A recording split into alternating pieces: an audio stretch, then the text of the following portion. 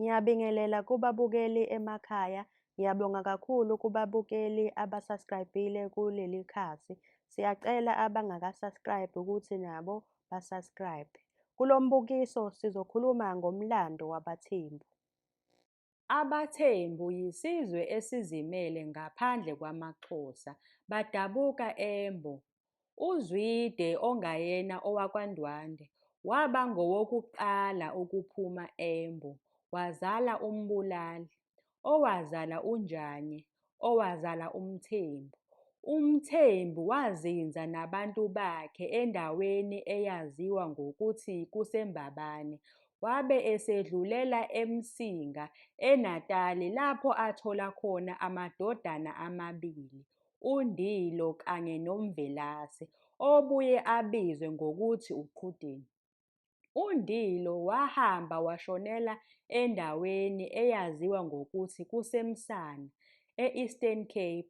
Amadodana kaNdilo kwakunguNtongakazi, uBhomoyi, uMnqotshe, uMdlane, uQoma noJali. Imizi yakwaMdlane noJali, uQoma, uMnqotshe yayingabalulekile ngoba omama babo babengabona abantu basebukhosini. Izindlu ezazihlonishwa izindlu zikaBhomoyi nezakwaNtongakazi, ezazibuye zidume ngelikaDumakazi. Omama babo bobabili babephuma eNdlunkulu.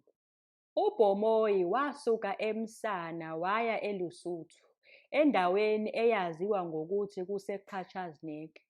Wala nabeSuthu waphucwa umhlaba wakhe. Esanda kuwuthola, ngesikhathi uBhomoyi ephucwa umhlaba abeSuthu, babezomcela ukuba ahambe ukuze baqhubeke nokulima indawo yabo. UBhomoyi waphendula wathi, "Andizuhamba, ngizobe ngibhenselwa zintombi zabeSuthu," okuchaza ukuthi angeke ngihambe ngize ngiklonyeliswe ngezintombi zabeSuthu. Isithunywa sabuyela enkosini yabeSuthu, sabuya nabesifazane abayi-15 babeSuthu. Kulapho isiduko sabaThembu sathola khona isisho esithi vela bembhensele.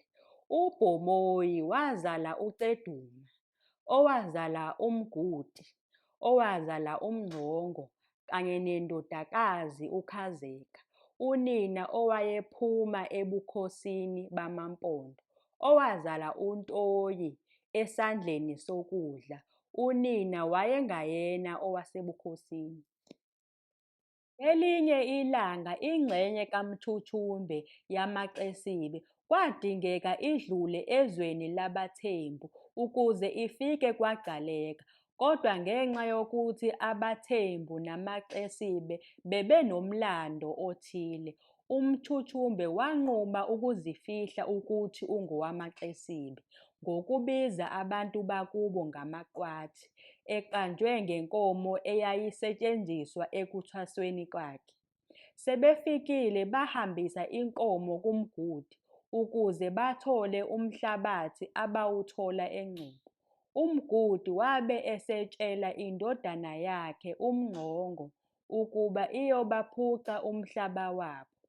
Kwathi uma eseqedile ukwenzenjalo, amaQwathi amnika izinkomo ezimnyama zonke, futhi lokhu kwagcinwa ezidukweni zamaNgcongo. Kwase kwenzeka ukuthi uMngcongo akabange esabuya. Ubaba wakhe uMgudi waduka efuna ukuthi amthwese njengenkosi elandelayo, waminza nezinja zakhe emfuleni uQethume. Indlalifa kaMngcongo kwakunguMphosesebeni, owanqatshelwa yindlu yobukhosi esikhundleni sakhe. Umalume kaMphosesebeni, uNtoyi, owathatha isihlalo sobukhosi, wazala uNtande noZima. Kuthe uma uNtoyi edlula emhlabeni, uZima ozongena esikhundleni sakhe njengoNtande osemncane. Kuthe kusenjalo kwafika amaTola, eholwa uMkhume nomfowabo. yibo abasungula ukusetshenziswa kwemikhonto kubaThembu. UNtande wathatha izintambo emva kokushona kukaNzima, wazala uNxeko, uMaya, Amawele, uQithi noXube. Ngekhulu le-16 uNxeko wahola abantu abasuka eDedesi baya eMsana esifundeni saseMthatha. UNxeko wayeyinkosi yabaThembu yokuqala esemthethweni, ngoba nguye owahlanganisa izingxenyana zezizwe ezinjengamaBomvana, amaVundle, amaMpondomise kanye namaMfengu ukuze akhe umbuso wakhe. UNxekwa wazala uhlanga kowesifazane wakwaMqhiha, kanye noDlomo omdala komunye unkosikazi, kanye naMawele uBalisa noNdungwana enkosikazi yesithathu. Bonke laba besifazane babengahlukaniswa ngezigaba ezihlukene, kusukela kwabakhulu kuye kwabancane, kodwa kwacaca ukuthi uhlanga, unina owayeyinkosazana, kwakungenzeka kube nguyena ozongena esikhundleni sobukhosi. Ngaleso sikhathi kwafika amaMfene, ecela ukufakwa esizweni sabaThembu. Bamukelwa ngendlela efanele uNdungwane. Wayalelwa ukuthi abanikeze iziza. UNdungwana akabange esabuyela emzini wakhe, kunalokho wasala nabantu angabazi, ejabulela yonke inhlonipho ayithola, wazibeka njengenkosi yabo.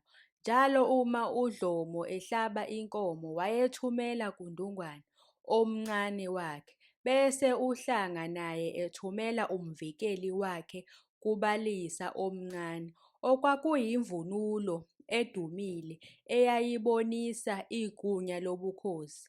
Ngelinye ilanga kwahlatshwa izinkomo kubo bobabili oDlomo nohlanga. UDlomo wanquma ukudla inyama nowelangaye, intombi yakwaMpevu. Yaqhuma yababaza indlela uDlomo ayezibeke ngayo njengenkosi, washiya izinyembezi zenjabulo.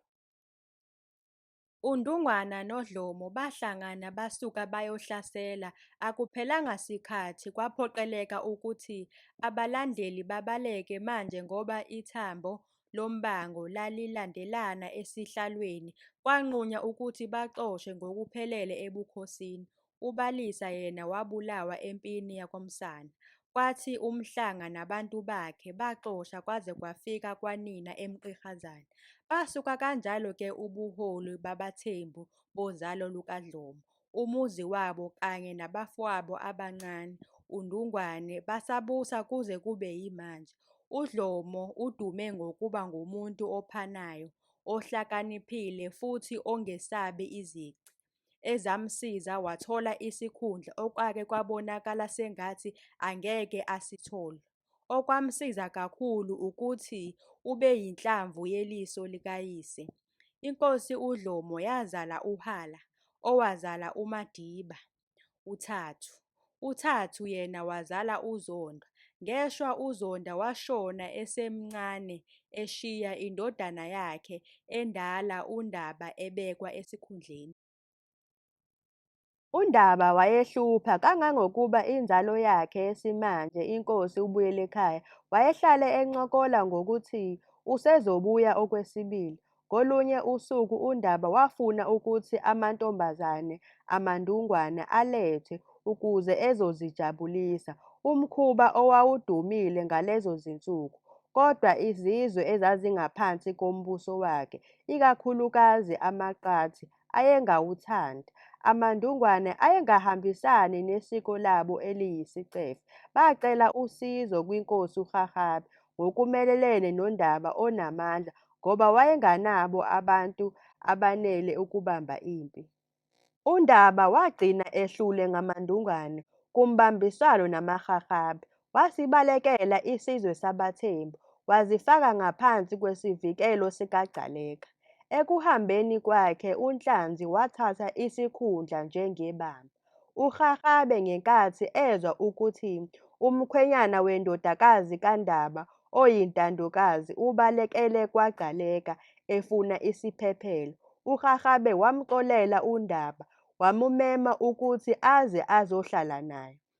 UNdaba wasijabulela isimemo wabe esezinikela kuRharhabe. Ngelinye ilanga uRharhabe wangena umkhuhlane, okwathi ngalezo zinsuku yonke into yayihunyushwa njengophawu lokuya enyangeni.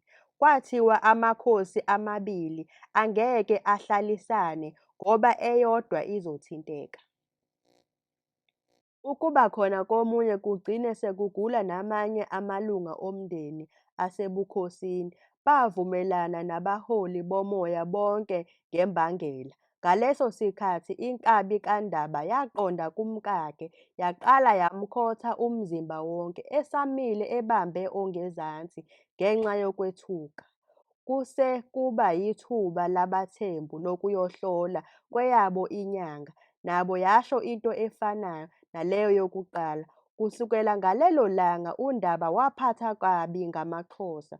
Umkakhe wacebisa ukuthi babaleke njengoba wayesothole umoya wokuthi kwakunetulo elachanyuselwa kuye, kwathunyelwa izithunywa kuNhlanzi ukuthi amkhulule. Wavuma wabe eseyalela uFubu, uGamagama, uMbangula noMgcubeni ukuthi babuyise inkosi uma sebesondele kwaHoho. Abanye basiza uNdaba ukuthi athole indlela eqashile ehlathini.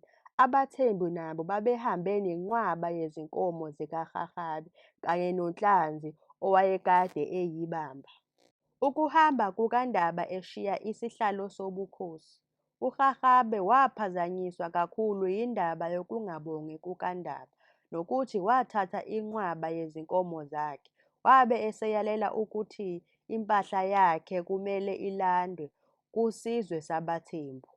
Ngendluzula, ibutho likaRharhabe liqale endaweni ehlala amaQwathi laqoqa izinkomo elihlangana nazo. Lokhu kwaholela impi ekutheni kudlule emhlabeni uRharhabe nendodana yakhe endala uMlawu. Ngalolu suku kwafa inqwaba yamaXhosa esizweni sabaThembu. Amanye abuyela ekhaya ephoxekile. Ngesikhathi kushona uNdaba, indodana yakhe uNgubengcuka wathatha isihlalo sobukhosi. Ekuqaleni izikhathi zazinzima ngaphansi kombuso wakhe, futhi abaThembu babedume ngokuba amagwala. AmaQwathi ayebabukela phansi baze bacabanga ukuthi ubuholi babaThembu kumele kube ngobabo ngoba bona babenesibindi. AmaQwathi aveza ukuthi yibona abashaye uRharhabe inkosi enamandla eyayehlule ngisho uGcaleka. Kwabacacela bonke abantu ukuthi amaQwathi awahloniphi inkosi yabaThembu noma amadoda ayo. Ngelinye ilanga abafana bamaQwathi bemi emngceleni wesize sakubo Namahala baqala ukujaha nokudlala ngezinkomo zabaThembu. Abanye abafane baze bazihlaba izinkomo, abanye bazixosha befuna ukubona ukuthi bazozilanda yini. Nangempela abafana babaThembu bazilanda izinkomo, bashaywa abafana bamaQwathi bebajaha. AmaHala kwaphoqeleka ukuthi abaleke. UNgubengcuka wathumela izwi kuFubu ecela ukuthi alande abantu bakhe amaQwathi ngoba bawuhlupho. UFubu akazange alunake lolu daba kwaze kwaba yilapho amadoda engaboni esinye isisombululo ngaphandle kwempi. Inkosi uNgubengcuka wethula amazwi aqinile enkuthazo kubantu bakhe. Amadoda akhe athinteka kakhulu, kwathi ngalolo suku zaphumela obala zakhala izinyembezi lapho bephuma endlunkulu, benza isinqumo esisodwa sokuthi banqobe amaQwathi kube kanye. Kwathi uma amabutho womabili egcina ehlangene, amaQwathi azinikela ajahwa phansi kwesigodi sikaXhaka. Kwabanjwa imihlambi yezinkomo zamaQwathi ngobuningi bazo. AmaQwathi abe eseqala ukuhlasela ephawula usongo olusha. uNgubengcuka wayala uJumba ukuthi axoshe izinkomo yena esahleli ngemuva nebutho lakhe ukuze alwe nabantu bakaFubu, kanye ngaphezulu, uJumba wabe esehamba nedlanzana lamadoda eqhuba izinkomo, waqhubeka waze wayowela umfula iXuka. Kuthe kusekude nomfula, noFubu baphinde bangena empini, ibutho labaThembu lahoxa isikhashana lizwa ingcindezi ngenkathi ibutho lamaMqwathi licindezela. Ngalesi sikhathi abaThembu bavuma, baxoshwa, bangena emfuleni iXuka. Kwabonakala nje ukuthi uNgubengcuka wayesebubonile ubungozi obabubhekene nabantu bakubo, waba ngomunye wabantu bokuqala abakwazi ukuwela umfula, ngaleyo ndlela wakwazi ukuwamisa kahle amaMqwathi ekuweleni.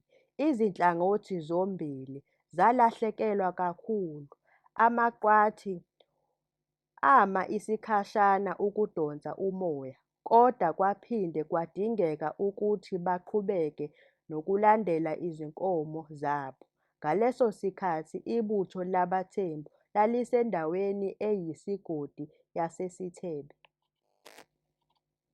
UNgubengcuka waphinda waphimisela amazwi enkuthazo kusobala ngalelo langa ukuthi impi yayizoba isihluthulelo futhi ohluliwe kumele azithobe kumnqobi. Aphinda futhi amaqhawe aqhamuka njengamabhubesi amabili ngalolo suku abaThembu ababehlale bebhekiwe ngokuba amagwala, ahlasela ngesihluku mhlazana amasosha amaMqwathi ebaleka ngokwesaba nokwethuka. Kwacaca ukuthi nakuba ayehlale ewunike umqondo wokungabi naluvalo, kodwa ayengeke amelane nokuhlasela okuhlangene, nenkosi uFubu yazithoba kulokho kunqoba. Inkosi yabaThembu yababaza amandla amakhulu, kwacashuna uFubu ethi, "Ngiyajabula ukuthi sibe nosuku olunjengalolu ukuze ngithole ithuba lokuzwa ubudoda bakho, ngoba uyihlo oyigwala akakaze anginike ukwesekwa okwanele kwezinye izizwe." UNgubengcuka wabe esehlanganisa amaMqwathi embusweni wakhe, futhi lokhu kwaphawula ukuphela kwengxabano phakathi kwezizwe ezimbili. Ngokusho kukameluleki wamaMpondomise uVethe kaMzizima, amabhaca athola amaMpondomise eBhekuzulu, abahlula nokho amaMpondomise ayengeke nje ayihambise incwadi ngoba amabhaca ayengabantu ababebulala ngisho izalukazi nezingane ezingenakuzivikela ngesikhathi sempi. Abhekene nale nkinga amaMpondomise acela usizo kubaThembu. Inkosi uNgubengcuka yavuma ukubambana namaMpondomise kumabhaca, yase iwela umfula iTsitsa ukuze ahlanganyele nawo. AmaMpondomise aphinde ahlulwa kodwa afika aphenduka amatafula, aphumelele abuyisela emuva amabhaca. Akubanga lula ukunqoba njengoba amabhaca ayekwazile. Ukuze baphunyuke, bahamba bayohlala eduze kwamagcina, lapho babona izinkomo zamabhaca zizulazula endaweni yabo.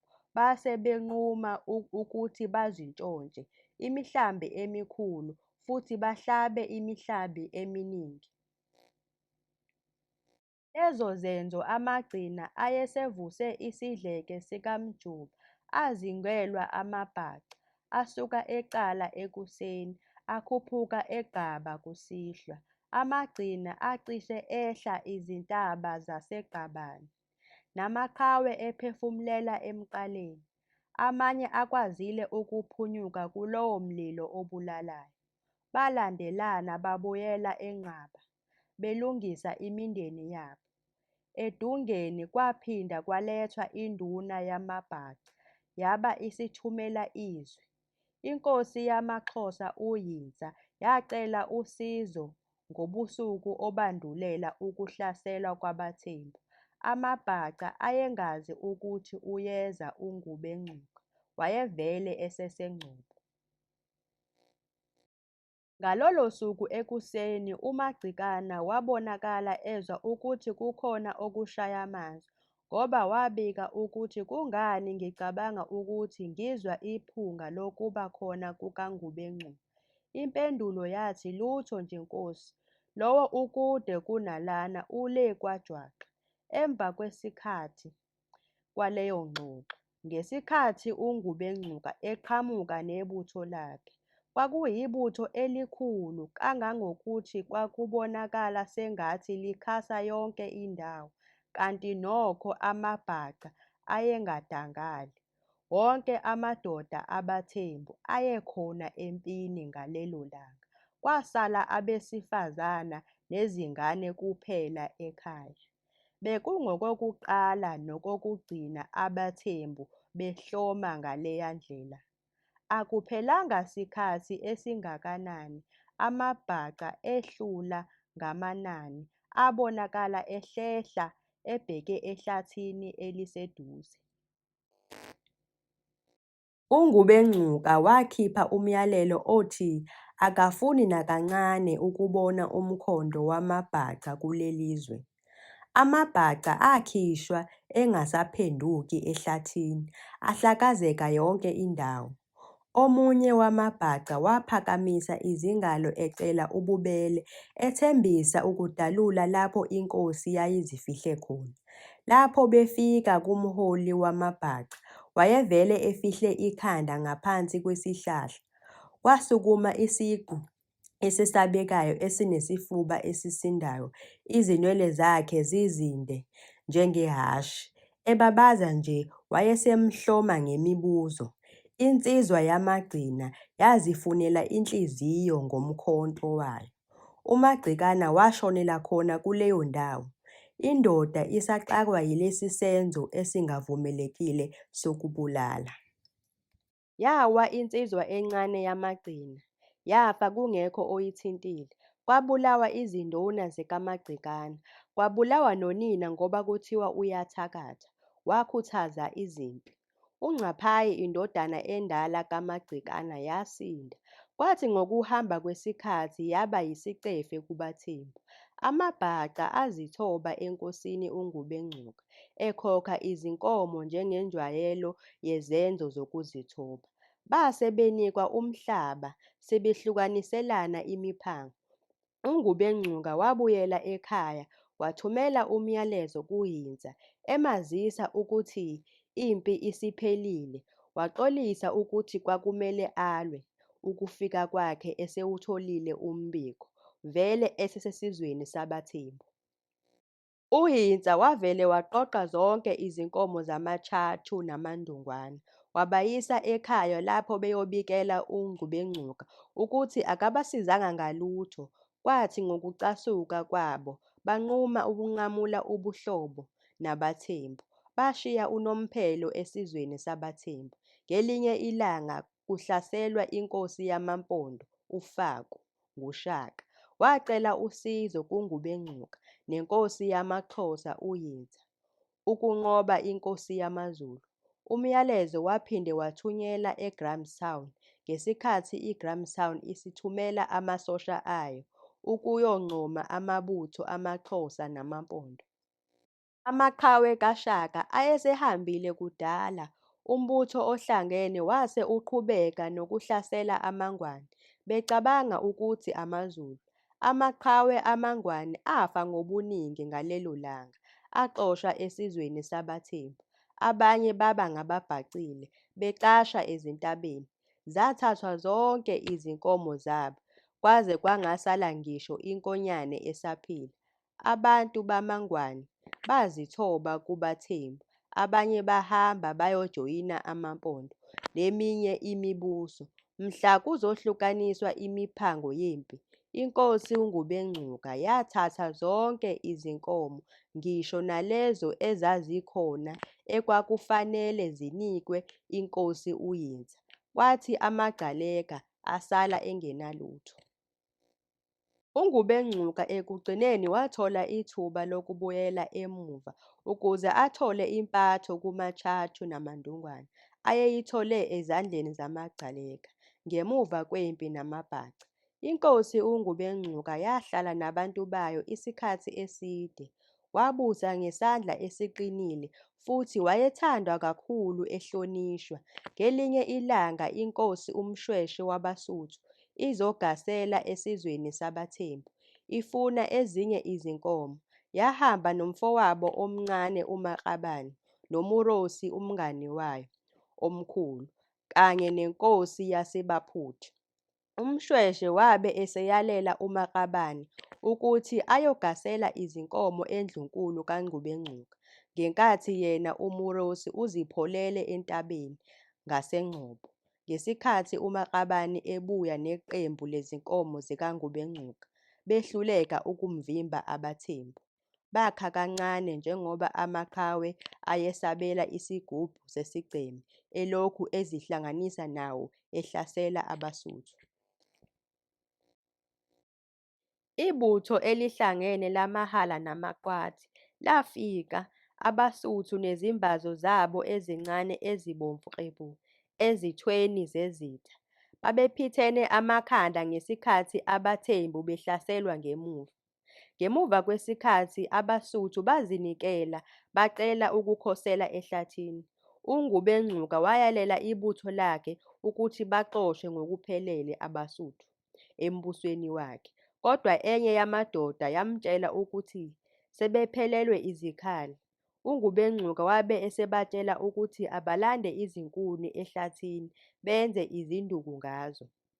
Leso sikhathi yafezwa imiyalelo yenkosi, abaSuthu baxoshwa ehlathini ngezinduku. uMaqabane walimala kabi lapho abalwi befika kuMushweshwe, akazange amelane nokulwa futhi wangenela endizwa eya ehlathini eliseduze, okwathi uNgubengcuka wayala amadoda akhe ukuba alizungeze ihlathi. Ukuhla kwasondela ngokushesha futhi ngenxa yobumnyama abaThembu abakwazanga ukungena kulo ukukhipha abaSuthu ehlathini.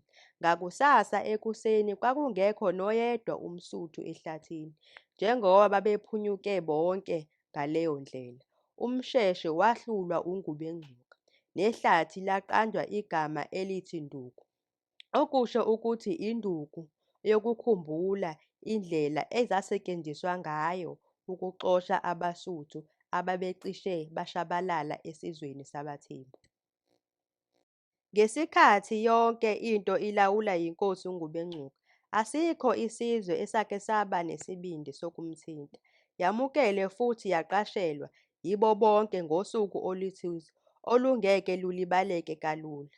Kwaqubuka ukungqubuzana phakathi kwebutho lenkosi elizimele kanye nelamaMaya, nawo ayehambele iNdlunkulu.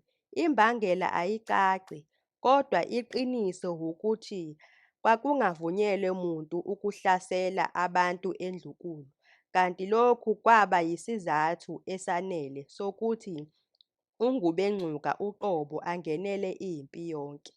Impi yaseNdlunkulu yahlukaniswa yaba izinkamu ezimbili ezinonya zilwa zodwa.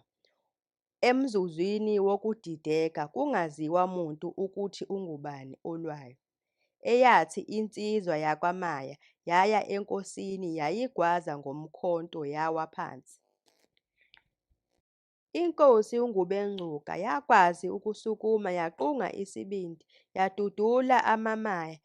Emuva lapho iningi labaThembu selizwe ukuthi inkosi ilinyazwe amaMaya, bavuselela ukuhlasela, bathumba zonke izinkomo zamaMaya, abazixosha becela ukukhosela kumaXhosa. Kwaba yize kuNgubengcuka wazama ukuphikisa ethi amaMaya mawadedelwe ahlale ngoba izimpi zasekhaya ziyenzeka, akekho ongaphika.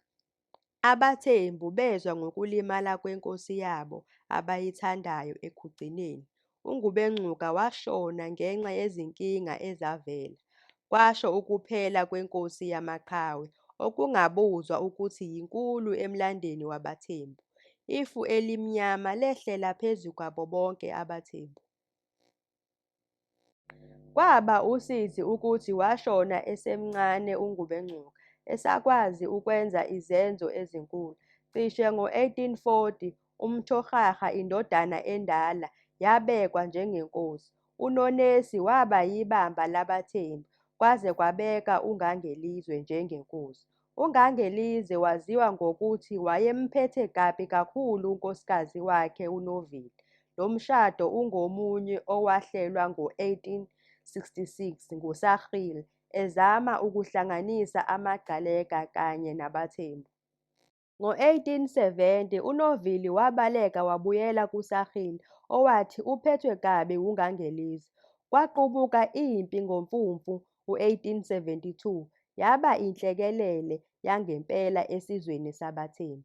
Isici salempi kwaba yinani elimangalisayo lezibhamu ezasetshenziswa yizinhlangothi zombili, ikakhulukazi abaThembu. UNgangelize wahlasela uSachilli ngezigaba ezinhlanu, kanti uphiko lwazo lwaluzohlasela indwangu engaphesheya kwembashi ukuze achukuluze uSachilli. Ngemuva kwalokho amabutho angasekudla nangakwesokunxele avale ngemuva kwesokunxele ahlasele kusenesikhathi.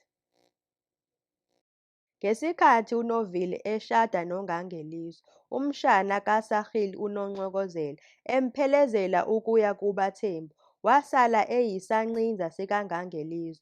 Emva kokuba uNovili ebuyele kuyise, uNongcokozela base bemkhohliwe cishe iminyaka emithathu, kodwa ngomhla ziyi-17 kuNdasa ku-1875 uSachilli wacela ukuthi abuyele ekhaya njengoba kwase kunesikhathi abangani bakhe bagcina ukumbona. Waphoqeleka ukuthi ayekele amabutho abaThembu. Kwalandela lapho kwaqedwa lonke uphiko lwesokunxele. USachilli walandela impumelelo yakhe ngokushanela abaThembu, evutha kanzima, waze wayothunga uvalo phakathi kwabaThembu. Washisa indlunkulu kaNgangelize wabaleka. Kwathi ngomzuzwana wovalo, wacela ukuthi umbuso wakhe uthathwe uhulumeni wamaNgisi, njengoba wayengenalo ithemba lokuthi uzowugcina ezitheni zakhe ezimzungezile. Ukuphendula izicelo eziphindaphindekile, uNgangelize waqhubeka ukuphendula ngolaka. NgoNhlaba kwaba namahlebezi ukuthi ushonile. USachilli akakwazanga ukuthola impendulo egculisayo kuNgangelize. Manje wabe esedlulisele lolu daba ku-Elifa, wacela uphenyo lukahulumeni. Ngomhla zingama-27 kuNtulikazi, uNgangelize wabika ukuthi lo owesifazane ubegula. Kwathi ngomhla zingama-29 wabika ngokufa kwakhe. USachilli wathi udaba lusezandleni zikahulumeni waseKapa, ayebheke kuwo isinqumo esingachemile ukuthi isinqumo sabo sokugcina siwukuthi uNgangelize uhlakaniphile ngaphansi kwehlazo. UNgangelize umshana kaSachilli wamshaya ekhanda waze wafa, wabe esemphoqa esesimweni esikhubazekile ukuba aye lapho aphuza khona ubhiya. Uma sebebuyile wathumela amadoda amabili ukuthi amkhiphe emzini wakhe. Abe amadoda amabili esemshaya waze wafa. UNgangelize wahlawuliswa izinkomo ezingama200, kodwa kwagcina esekhishwa esikhundleni sobukhosi, walahlekelwa yigunya lakhe. Ubukhosi babaThembu bagcinela kuBuyelekhaya Dalindyebo indodana kaSabatha Jonguhlanga ngoNhlaba ku-1989.